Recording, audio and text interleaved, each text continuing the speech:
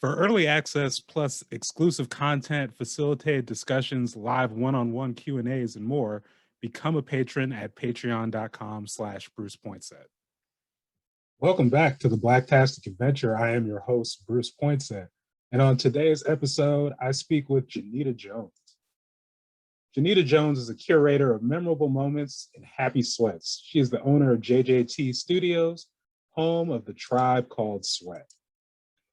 Now, let me tell you, this is a great conversation, not just because, I think we all need to, not get fitness for the sake of, this toxic body goals type thing, but for the sake of, staying active in our lives, and also just, spotlighting Black people in these businesses that are kind of like staples in the world. But also, it was very fun to learn about Janita's history in media, and that she worked at one of the things that was a huge part of my life growing up, which was jamming 95.5 back in the day.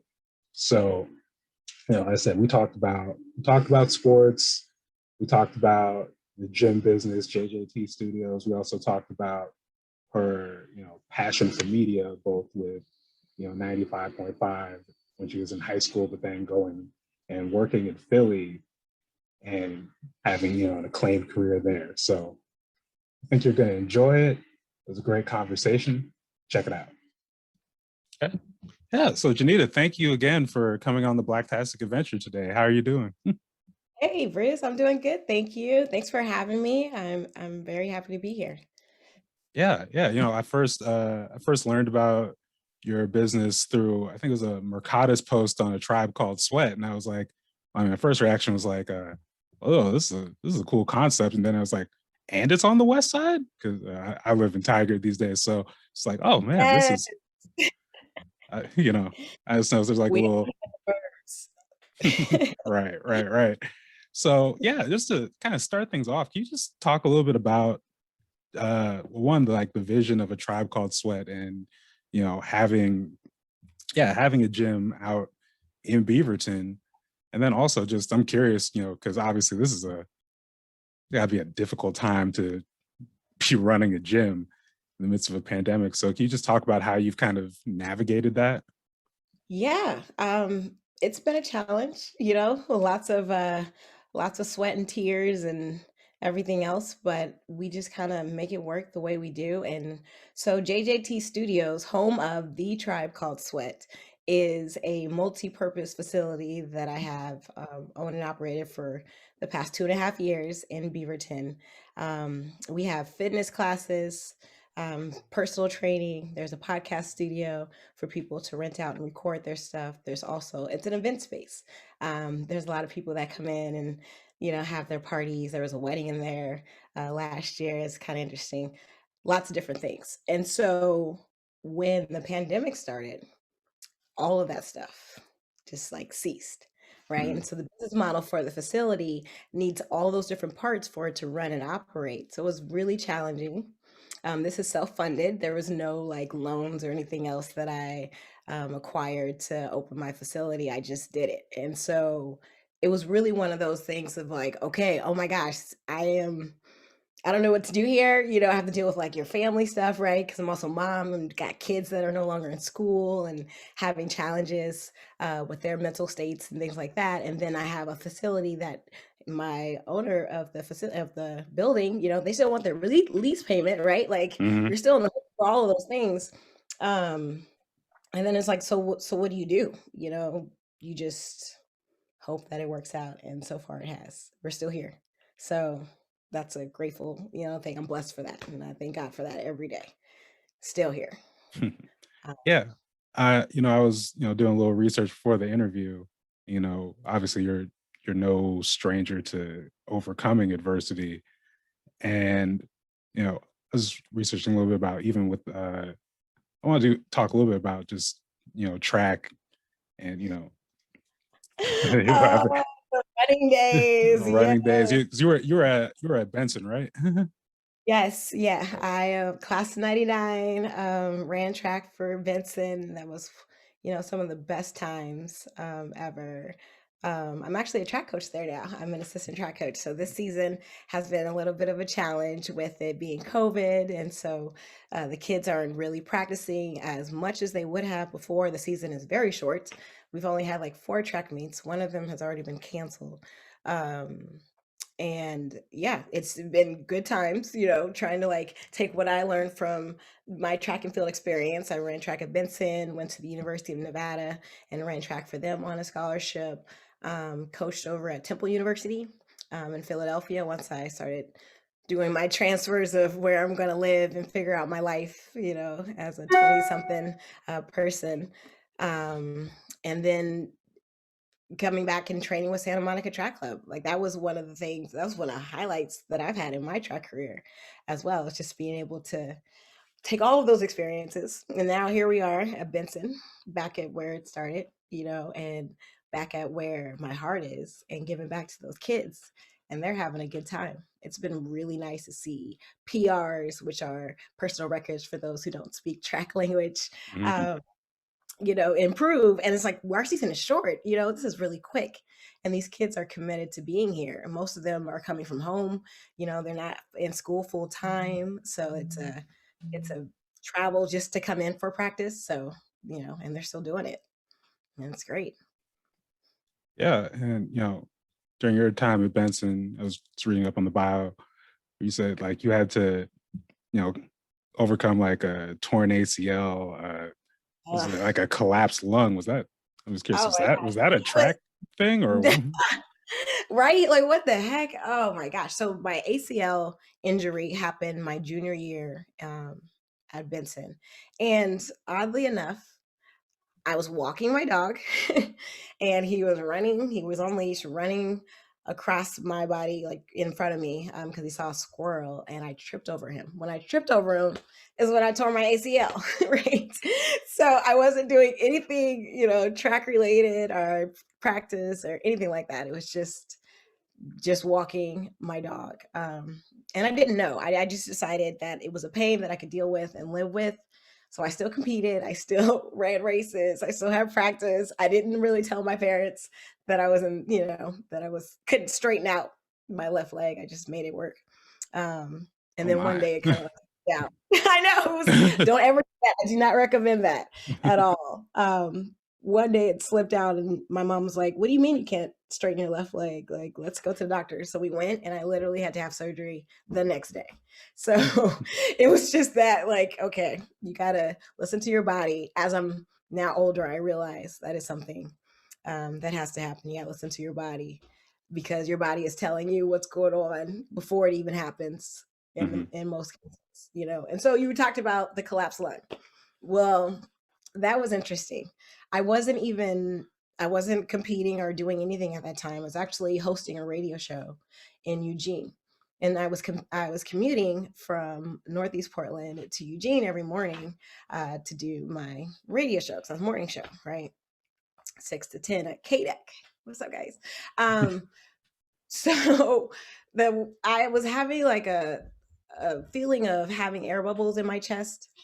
Um, and with that, it was just kind of weird. It was just like, what's going on? I can still do stuff, just having air bubbles. And I remember telling my intern, like, something's going on. I have, this weird feeling in my chest. And she's like, "Are you okay?" I'm like, "Yeah, I'm fine." So I drove back, um, from Eugene to Portland to go pick up my daughter. She was in kindergarten at the time. And I told her, "We need to go to the hospital. Like, let's go. Something's wrong with mom." So we went in and everybody just started freaking out. My lung was completely collapsed on the right side. And all my vitals, however, were still at 100%. So I was functioning at a normal level with half of my lung shut down. And no one could tell me why this was happening to me. And that was just the one episode. So from then, when your lung is collapsed, they're trying to open it back up. They're trying to get it back, to normal. And they do that by inserting chest tubes into your side that you have to hold on to, and just whenever you move around, because those are your lungs. Those are like breathing for you. Just try to open it back up. Well, that didn't work for me. So then the next phase, the next step after that is they go in and they create this mixture of like a tar situation that goes in and creates scar tissue. So that scar tissue just, is there, and they basically go in, they scrape up your side and want that scar tissue to stick to your lung, so then your lung can open. It'll be open automatically by being stuck. It's called a pleurodesis. And no, that didn't work the first time. Then they did it again, more extreme. That didn't work. Then they did it again, a little more extreme, and that didn't work. And I was like, you know what, you guys, this is crazy. Like, I don't want to deal with this anymore. I can function on one lung. My vitals are at 100. You're telling me this injury happens to tall, skinny white males. That's not me. Nobody in my family has ever suffered from this, so genetically it could be something way down the line. Who knows? But I don't have any answers. All I know is this happened to me and I'm still here. There were some scary times within that. This was like a 9 to 12 month process, Mhm. of all of going back and forth and lungs collapsing, and it happened like 8 times. Total. From there, I had to realize I had to do things differently. I couldn't run the way I used to, so my long runs have now turned into short runs, and I've turned my training into more of a functional movement training. So when I train my clients, I make sure your body is able to sustain and move we train in the way your body moves. We use sandbags and resistance bands and TRX equipment, so you're using your body weight. You're also using a little extra weight on top of that. To help you, to help you get stronger in a natural way.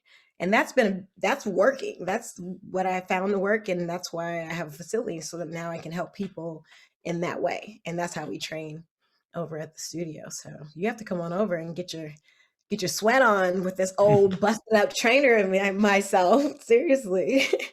Uh, but if you're talking about busted up, I yeah, I played basketball in high school, and uh, yeah, I every day I was just like, this is not coming back. Is that resilience? Just, Memory is a good thing. You'd be surprised. Muscle memory, yeah, it's there. You just have to wake it up a little bit. yeah, you just got. I feel like once you get into the flow, it's there. It's just like when you've been out, the get back is That started. the start is whew. But yeah, it sounds like those experiences, while obviously incredibly unfortunate, at the same time it sounds like it added a little bit of perspective and just how you go about training, how you do the work. So it's like a I don't want to say a blessing in disguise, but it's just I it's think it is. lessons. Yeah, lessons and definitely blessing in disguise. I mean, it is what it is. You still have to stay strong and persevere and keep going, and that's what we're doing even during these COVID times. Everybody is, we all are. Mhm. This is the time for people to get creative. Look at your podcast. Like, you're doing all these amazing things and talking to some pretty cool people. I'm honored that you even decided to try to, come and talk to me. And it's because of you are in the space of creativity. You're deciding this is what needs to happen. These are the words that need to be said, and people need to hear them. And you're producing that. So kudos. Thank you. I appreciate that. Um, yeah. You talked about doing a radio show in Eugene, and as I was doing the research, because when I first learned about you, I learned about the gym. I learned about oh, track star, but then I also dug in. It's like, oh, got like this extensive media background, and you even you had a show at 95.5, which partially I feel like partially raised me back in the day. So it's just Yeah. like I gotta ask, like, how did you get one, what got you into, like, what sparked your interest in media? And then how did you end up with, it was a 2 a.m. to 6 a.m. time slot as a kid, right? Pretty much, with mom sleeping in the corner, of the studio, while I was making that work. And that was a great opportunity. I mean, I was extremely grateful to be trusted like that, Um, so weirdly enough, I was the one who would always create the mixtapes on the radio. So, the pause and the record and trying, back in the day, that's how we made mixtapes. We waited for our favorite songs and then we caught them and then taped them and that's what we did. And so I was the one who created those for my friends. And we would do track trips because we were running with the youth track team. And so we'd play those, driving up to Eugene or going into Washington for different track trips and things like that. We'd always have the jams because I would make mixtapes, so we didn't have to listen to commercials. I was already over it. And so I won a radio contest on Jamma 95.5 when they first started. Alexa, the girl next door, was the DJ that I won from. And she was also there when I went to pick up my prize. And as soon as I heard her voice, I said, Alexa. And I was, the lady who was helping me at the counter. And she's like, hey. And so then we just started talking. I was in high school at the time. I was 16. I just turned 16 because I drove out there. I was 16 and I asked her, I was like, do you have an intern? And she said, no, I don't actually. I was like, can I please be your intern? So I knew, with this new radio station, I wanted to be a part of it already just because I love music. Music speaks to me. So many memories, with different family members or people or places, music will take you there. And so I wanted to be a part of the station and I was able to be able to be a part because of her. So I'm truly grateful. We're still friends. I love her today. We check in with each other. But that's how I started. I was her intern. She taught me everything I needed to know about running the board and the mechanics of speaking into the mic, addressing people, being able to host events, doing live broadcasts, all of it. Like she made sure I knew all of that. And so as I started to evolve into, I did the 2 a.m. to 6 a.m., as that was like the struggle, right? Because like nobody wants to do that part, but that was me wanting to be involved and super excited and also very, young for the most part at being able to do that. And then going But on to be a I'm sorry, program. I'm just curious as far as like Yeah. even getting that spot, because it seems like, if you're doing the intern thing, but then was it just like, oh, is this slot open or what? No, so you just because when it comes somebody gets sick, there's times when somebody's not able to make it, the station still needed to run.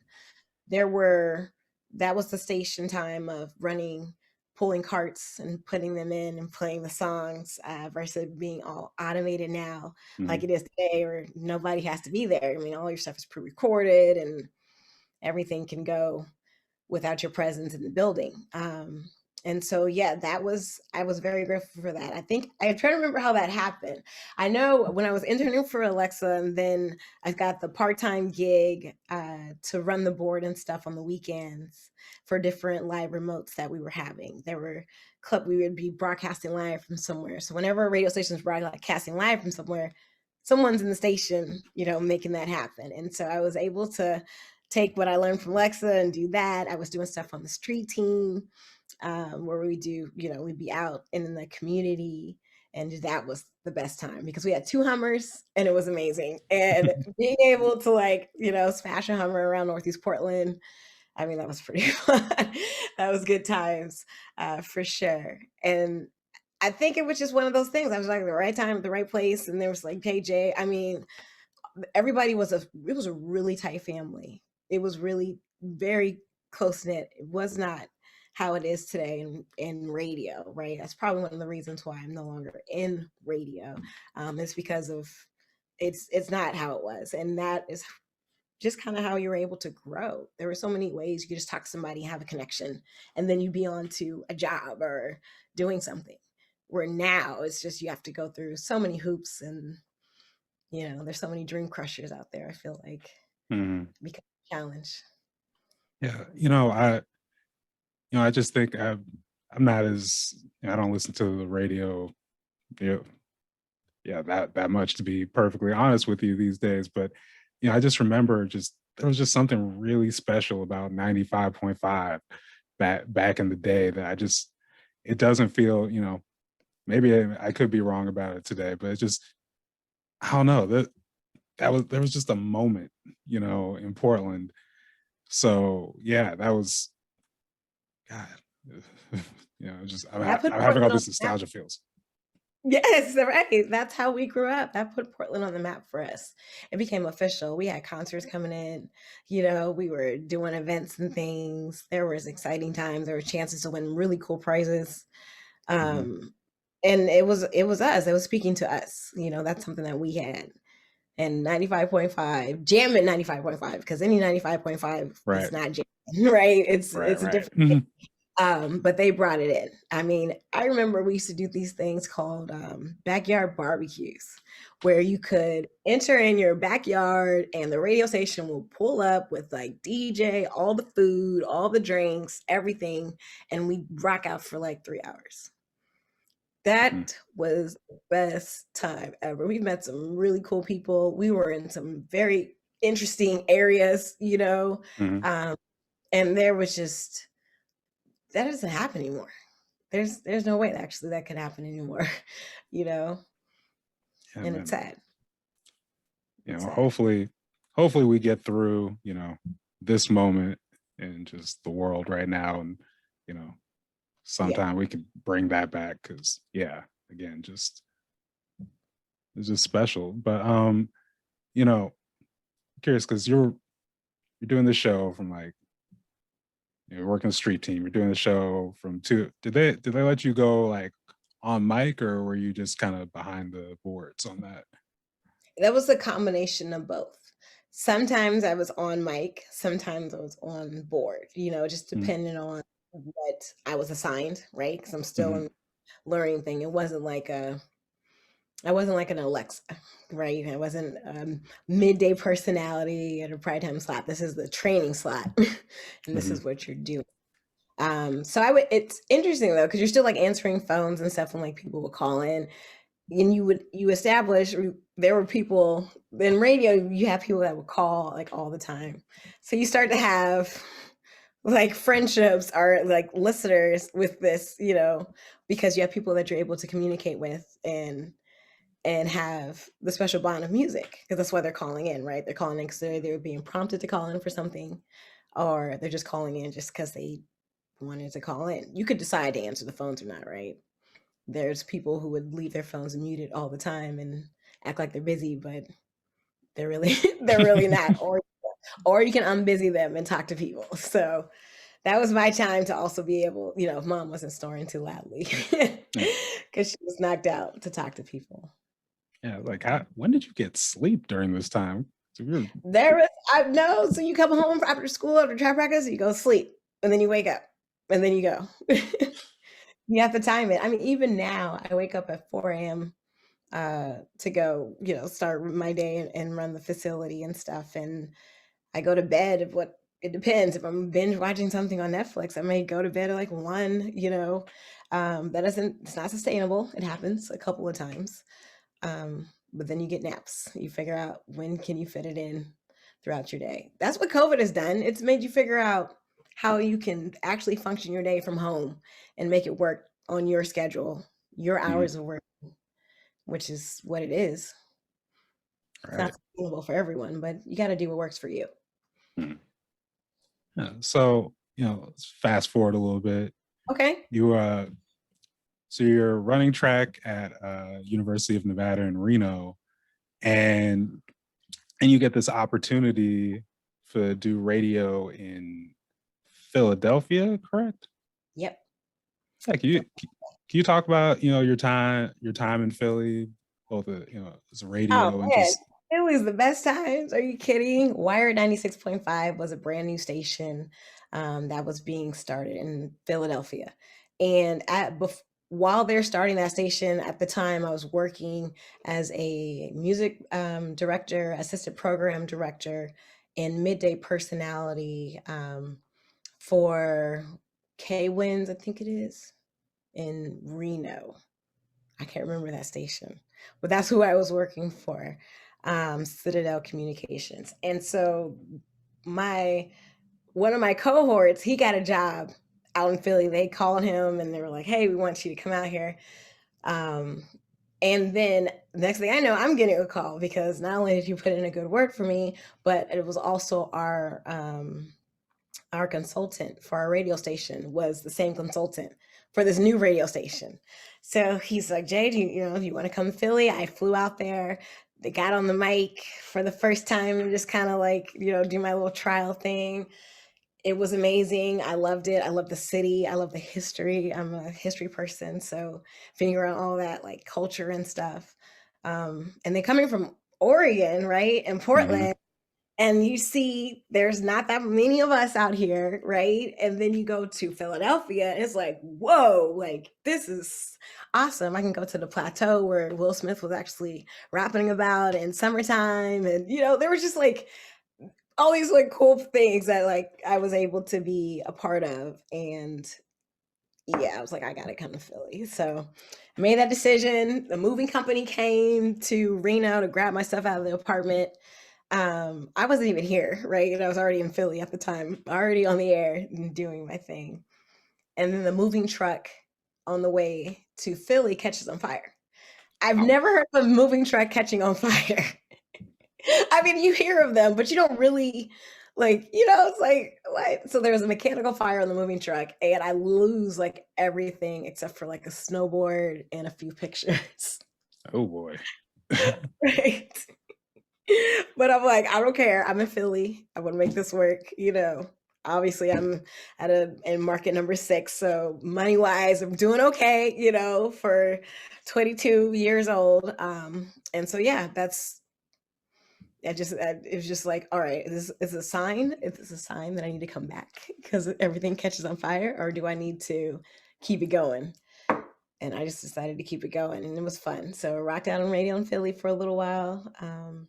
And had some really cool experiences. And yeah, I even got to work for the Phillies while I was there and was in the World Series parade, which is so much fun. Like I was a cheerleader my senior year in high school. So that rah rah excited Hmm.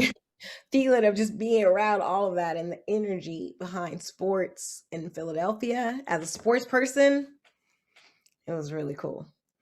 So yeah, and I also met some very cool people, and one of them is actually here, and he helped me get the Tribe Called Sweat going with our DJ lessons that we offer for kids and adults. DJ Ambush, who is now running X-Ray FM, and yeah, the numbers. Him and I used to work together in Philly. I was like hosting parties, and he was DJing the parties. People would call the radio station for to bring us out for different things. And so there was this one club, Club 923. It's a teen club in Philadelphia.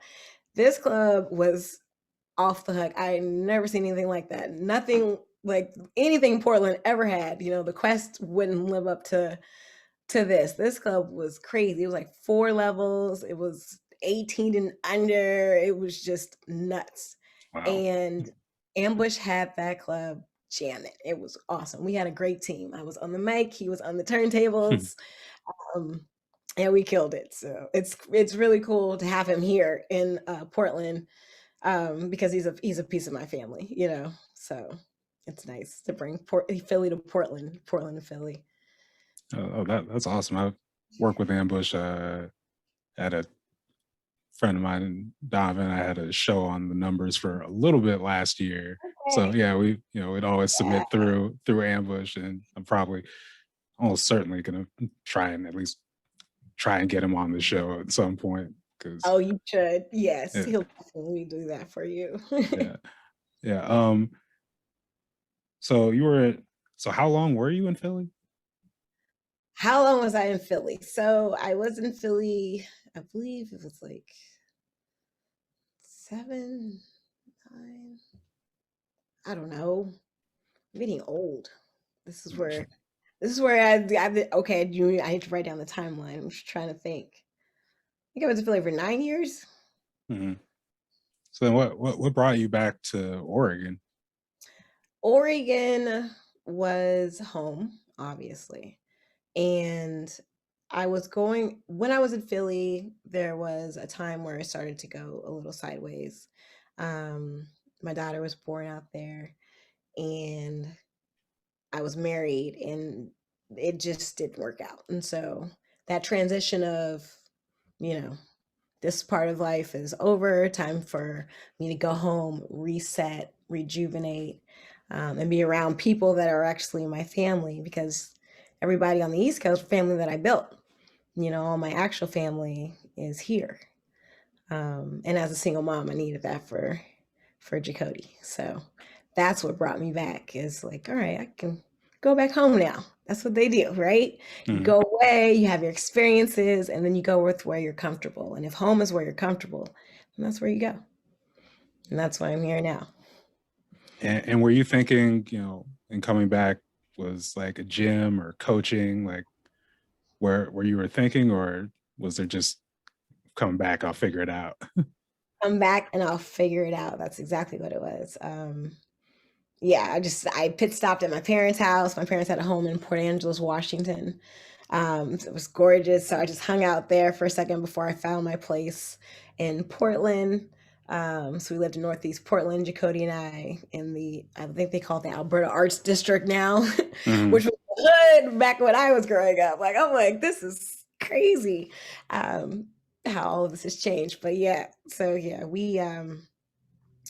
it was just time to come back. And from there, I got an opportunity to coach at a high school that was a rival of Benson's. I was an assistant track coach for Jesuit High School, here in Beaverton. Mhm. And I was working at the morning show in Eugene, so I'm still like doing my little things, but not as extreme, because, I have to do them at a different level with being mom and making sure that little J Rock was good to go, with everything that she needed at that time. And then that right after all that, like right after, you get settled and all that stuff happens, is right when the lungs started collapsing. So Mhm. it was like, monkey wrench, monkey wrench. All right, at least I'm home, right? That's all I kept saying. At least I'm home. Everything's good, um, in that sense. And then I started working once I got through, all of that. I stopped with the radio station in Eugene, and I started working for a gym that just opened up here in Beaverton, across from the Nike campus, and Villa Sport. And so I was the very first trainer that they hired over there, which I was honored, because I never actually officially trained in a facility. Mhm. I was just, it's kind of like a side trainer, right? I would coach and do stuff on the side for different things. I have all my, certifications and stuff, but never worked at a gym like that. Um, and so, yeah, starting there, learning from everyone. I always like to learn stuff. So I'm sponging it all up and taking it in and seeing how they're doing things. And in the back of my head, I've always had the idea of like, I want to have my own facility. I want to have my own space where I can do things my way, because I want to Mhm. take a little bit of this, a little bit of this, a little bit of this, and then, blend it all together. Um, and so, yeah, so I worked, at Villa Sport as a trainer. It was really fun. Had some fun classes, and also, had some cool clients, and worked at another gym where I would do pop-ups every now and then, where I'd bring in Ambush and he would DJ, and then we'd do a class. And I was like, dude, this is tight. And he's like, I know, like, this is, really cool. Like, we could do this, right? And he was like, Mhm. yeah, Jay, you could absolutely. Like, he put the battery in my back, like, let's go, and make it happen. And, um, so set on that for a little bit. Still, like, I was working for another facility, and I'd still bring in Ambush, to do different things there. And I'd brought in some different talent, in the fitness world. I don't know if you know that guy, Keith Thompson, the cycle guy, who always does he's on the cycle bike, and he does dancing, and it's a lot of fun and high energy, but he Mhm. was based out of Atlanta.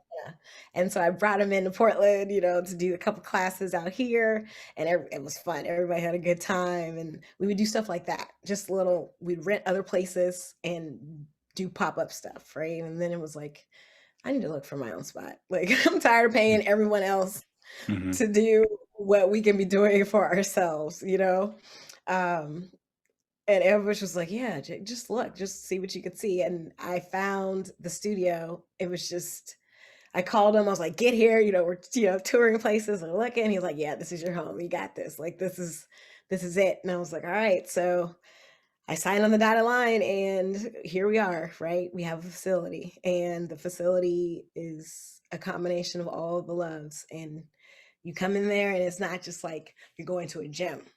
Like, you're coming in for an experience. It's dark lighting. It's dark. There's cool lighting on the sides. There's Mhm. art everywhere, just to kind of transforms you from outside to inside. I put a tent on the windows, so it really like Mhm. you don't realize even the weather is happening outside. It's just you're in your own space and you get to escape and sweat it out. And that's why we are the Tribe Called Sweat. Um, because whether you're having a DJ lesson or you're doing a podcast interview or you're sweating out some workout, material that I Mhm. just kicked down to you, you're sweating and you're sweating in that sense of release. And that's what the studio is. It's a place where you can just come and get your release. Okay, so just to clarify, the Uh, JJT Studios and the Tribe Called Sweat is it the so program? Is it JJ the people? Well, it's kind of like a combination. So it's the Tribe Called Sweat, right? So Mhm. it's not a. You got to make sure because we are the tribe that like brings it in. So JJT Studios is the building, right? It's Mhm. the facility. It's the package. And then the tribe, home of the Tribe Called Sweat, which is the collective. Was anybody that comes in is a part of that because JJT Studios, you can't just. It's so many different things, right? You can't Mhm. just put it as one thing and can't be like, oh, that's JJT Studios. It's a gym. No, it's not. It's a podcast studio. Oh, no, I did DJ lessons over there. Oh, no, the kids at summer camp there last week.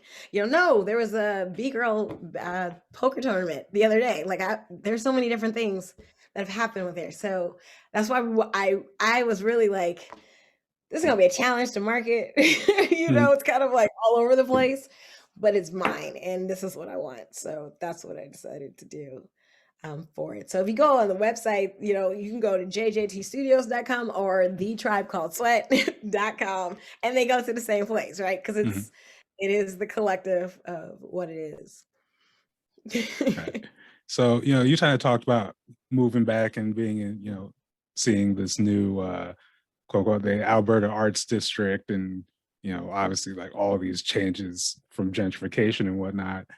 And kind of brings me back to we started the interview talking about just like, me seeing this post and be like, oh my God, a black owned gym on the west side. And I was just wondering, with sort of like these changing demographics, if, even something like that, you think that would have been like a possible business idea even like 5, 6 years ago versus, you said you started about 2.5, right?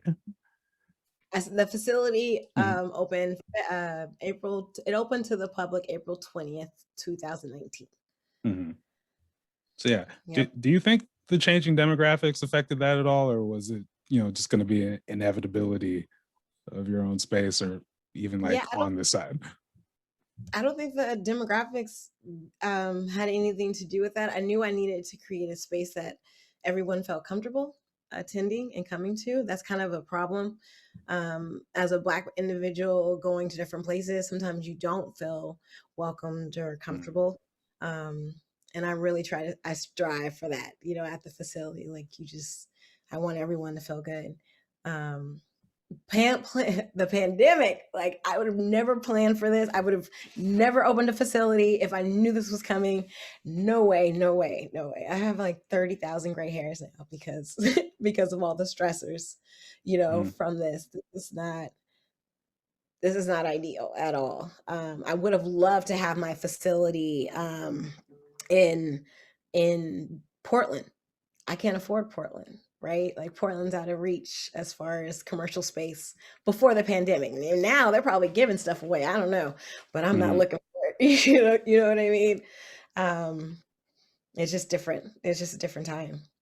I was curious, in terms of like how you talked about sort of the aesthetics of JJT Studios, and obviously providing not just gym but like podcast space, having ambush coming in, having people coming in. Do you feel like just like your media background helps, I guess, like in any way, even like maybe subtle ways, like improve having a gym, having doing coaching and whatnot, if at all?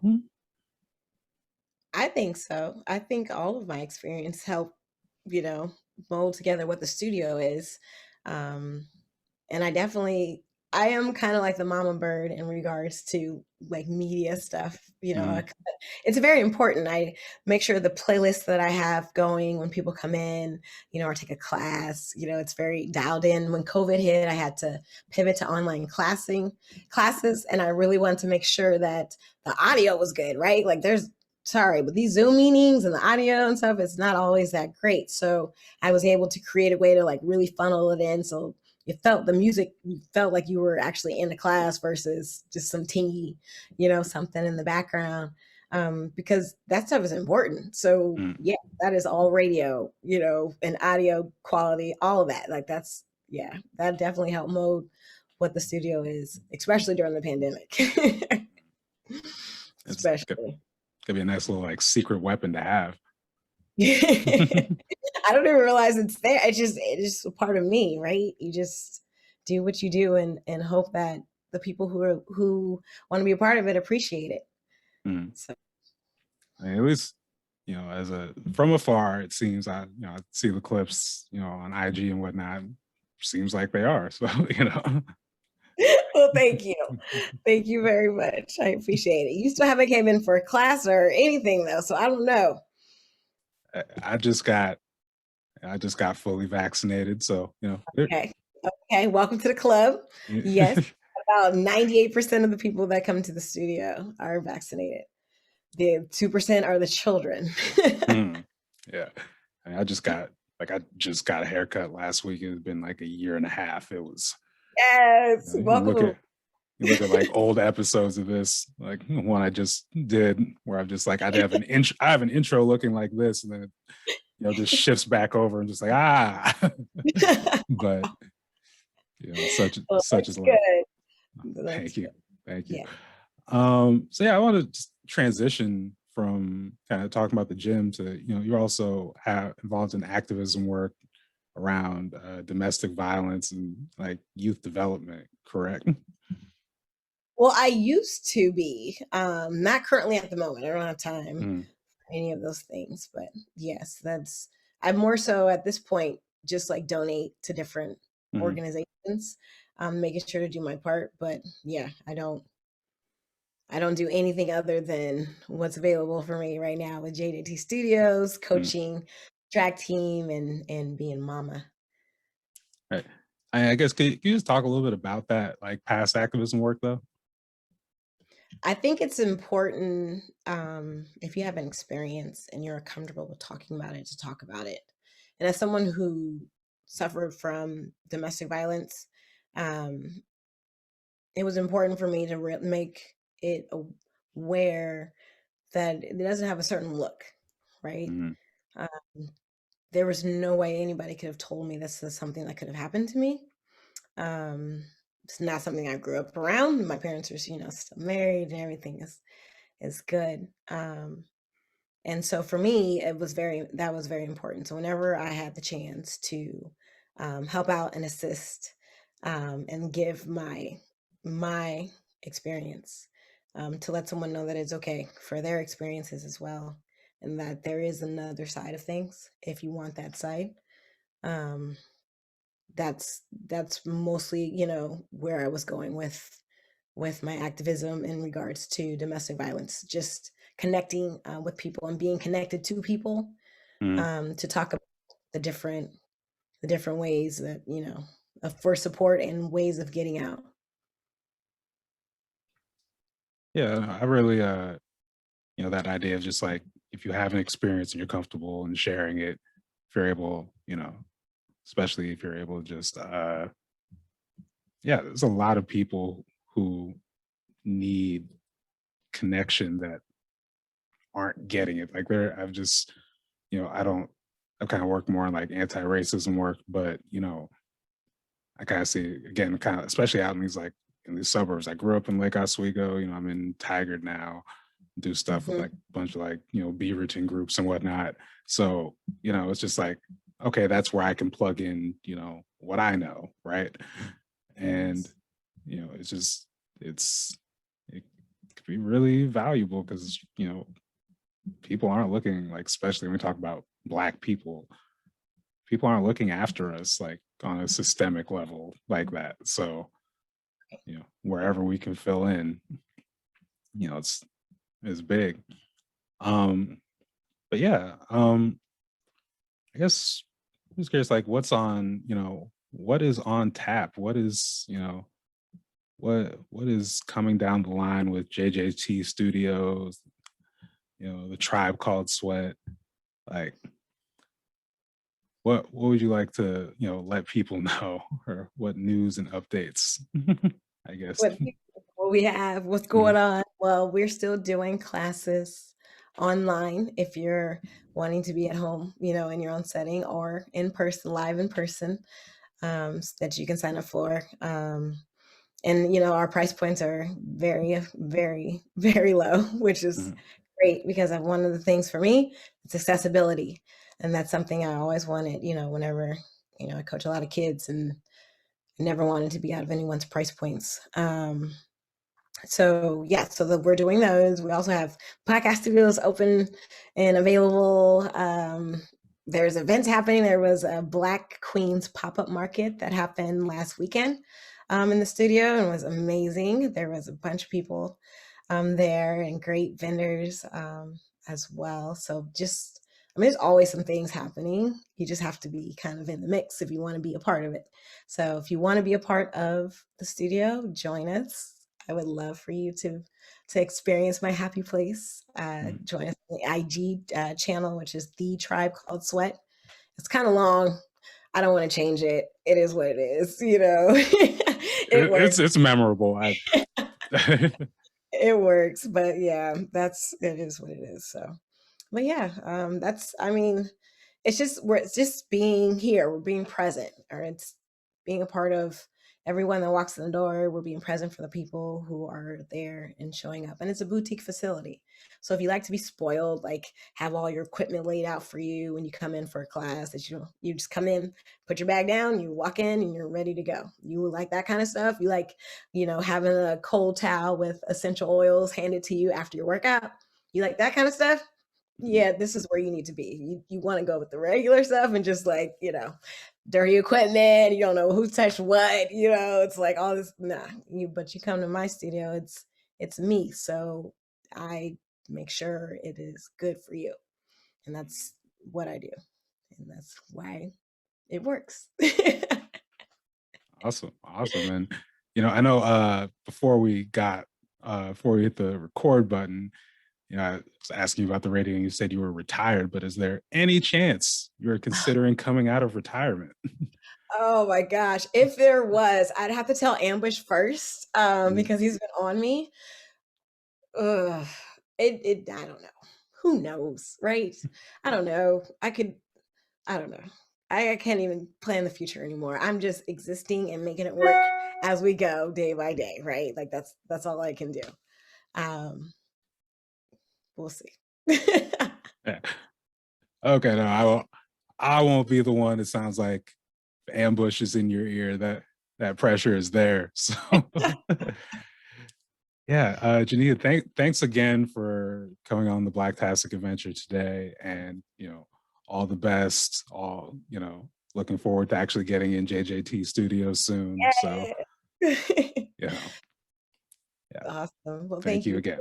I appreciate you. I appreciate you for asking me to be on the Blacktastic experience. It's been an experience for sure. Mhm, And hopefully, I will see you soon in person. mhm. Absolutely, absolutely.